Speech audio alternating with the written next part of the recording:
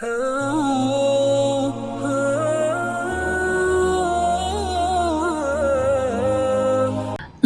ونصلي على رسوله الكريم اما بعد فاعوذ بالله من الشيطان الرجيم بسم الله الرحمن الرحيم وانفقوا في سبيل الله ولا تلقوا بأيديكم الى التهلكة صدق الله العظيم۔ اللہ کے راستے میں خرچ کرتے جاؤ، اپنے آپ کو ہلاکت کے راستوں پہ مت ڈالو۔ انفاق فی سبیل اللہ رمضان کی بہترین اینٹی بائیوٹک ہے۔ جب آپ کو بلغم جم جائے، ریشہ جم جائے، چھاتی جام ہو جائے، پھیپھڑے آپ کے ختم ہو جائیں تو اینٹی بائیوٹک سے آپ کی ابتدائی علامات پر علاج ہوتے ہیں۔ ایک کامیاب نہ ہو تو دوسری، دوسری نہ ہو تو تیسری، تیسری نہ ہو تو چوتھی۔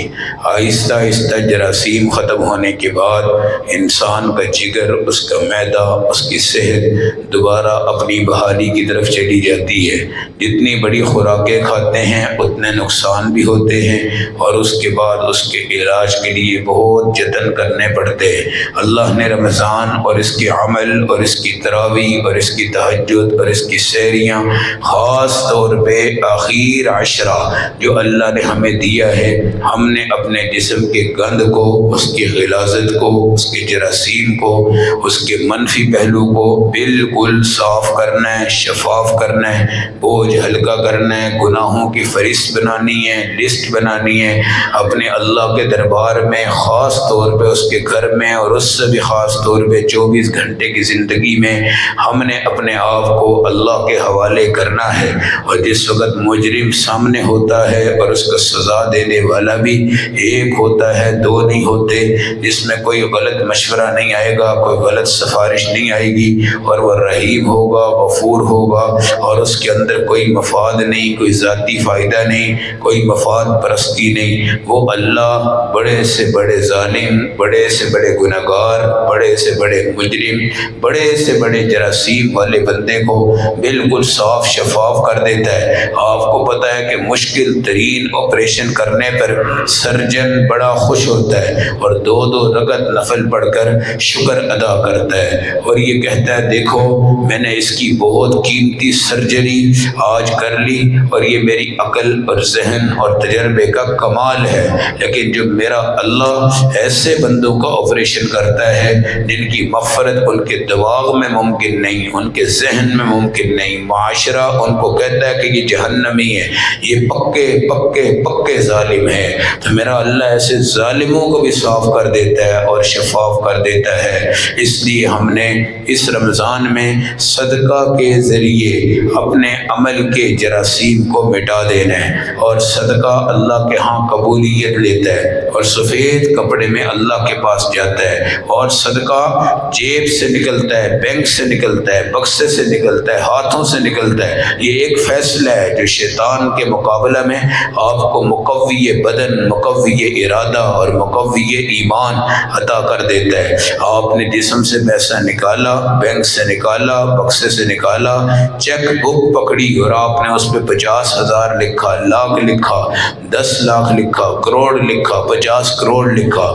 یاد رکھے پیسہ گھومتا ہے، ہر طرف گھومتا ہے، پیسے کا کوئی ایک ٹھکانہ نہیں ہے۔ جب ایک ٹھکانے پہ پیسہ ہوتا ہے تو وہ بندہ بغیر کھائے ہوئے مر جاتا ہے، ایک ٹھکانے پہ پیسہ جمع کیا ہوتا ہے وہ بندہ بغیر کھائے ہوئے مر جاتا ہے۔ جب پیسے کو گھماؤ گے، پیسہ کھاؤ گے بھی، پیسہ کھلاؤ گے بھی۔ اس لیے جب آپ نے یہ فیصلہ کر لیا، صدقہ ہاتھوں سے نکال دیا، اب وہ اللہ کا شکر ادا کرتا ہے، یا اللہ پہلے میں اس کی جیب میں تھا، اب میں جنت میں ہوں، پہلے میں اس کے بینک میں تھا، اب میں جنت میں ہوں، پہلے میں اس کے بکسے میں تھا، اب میں جنت میں ہوں، پہلے میں اس کی گرفت میں تھا، اب میں جنت میں ہوں۔ اس لیے حدیث میں آتا ہے اگر تمہارے ہاتھ باندھے جائیں، زنجیروں سے جکڑ دیا جائے تو صدقہ تمہاری تمام زنجیریں توڑ دے گا، اور اگر سود رشوت پہ آؤ گے وہ تمہاری زنجیروں کو کس دیں گے۔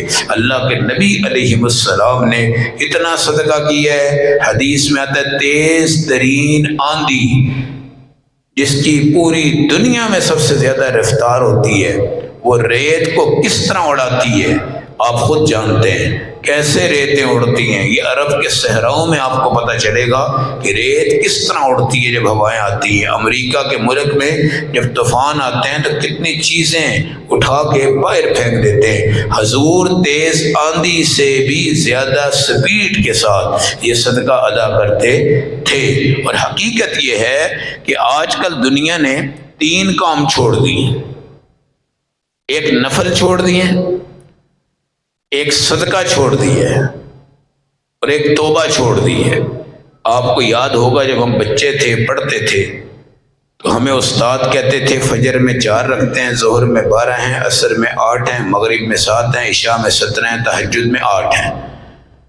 تو ہم اپنی دوڑ لگاتے تھے اور نفل پڑھتے ہی پڑھتے تھے، وتر پڑھتے ہی پڑھتے تھے، تہجد جب ممکن ہوتا ہم پوری پڑھتے تھے۔ اس وقت 2 رکعت نہیں تھی، بھائی 2 پڑھ لو تو بھی کافی ہے۔ بچے کہتے تھے نہیں ہم نے کتنی پڑھنی ہے؟ 8، ٹھیک ہے۔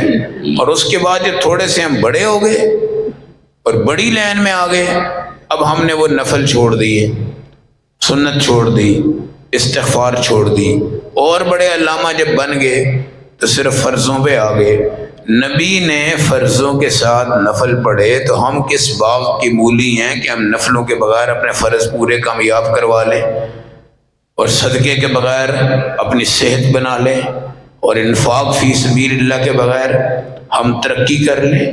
امیر ہونے کا نسخہ زیادہ گاہک نہیں ہے، امیر ہونے کا نسخہ اللہ کے راستے میں دیتے جاؤ، اللہ کے راستے میں دیتے جاؤ، کیونکہ یہ پرافٹ بظاہر تمہارے جیب سے جا رہی ہے اور آخرت کی جیب میں جا رہی ہے اور جنت کے بینک میں جمع جا رہی ہے۔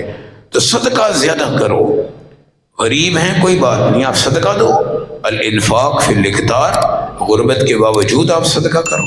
70 بری موت سے بندے کو بچاتا ہے، 70 فائدے تمہیں عطا فرماتا ہے، اور غضب رب کو بجھاتا ہے، غضب رب کو بجھاتا ہے، اور حشر کے میدان میں تمہارے منہ کو نورانی کر کے یہ صدقہ پیش کر دیتا ہے۔ اور صدقے والا بندہ اللہ کا محبوب ترین بندہ بن جاتا ہے، کیونکہ اللہ کو دینے میں خوشی ہے اور بندے کو آگے پہنچانے میں خوشی ہے۔ اللہ دیتے جائیں تو جمع کرتے جاؤ، پھر ہوگا بنی اسرائیل والا حال۔ ان کو اللہ نے من سلوا دیے تھے، کہا تھا بھائی کھا لینا، گھر نہیں لے کے جانے۔ وہ بدبخت ایسے تھے، وہ قوم کہ پہلے وہ سٹاک کرتے تھے، ٹھیک ہے، جیسے آج کل ہم ران کٹھی کر لیتے ہیں اور بکرے کے مغز اور بڑی چیزیں ہیں، باقی تھوڑا بہت کھا لیتے ہیں، رکھ دے سنبھال کے، پھر کم آئے گا۔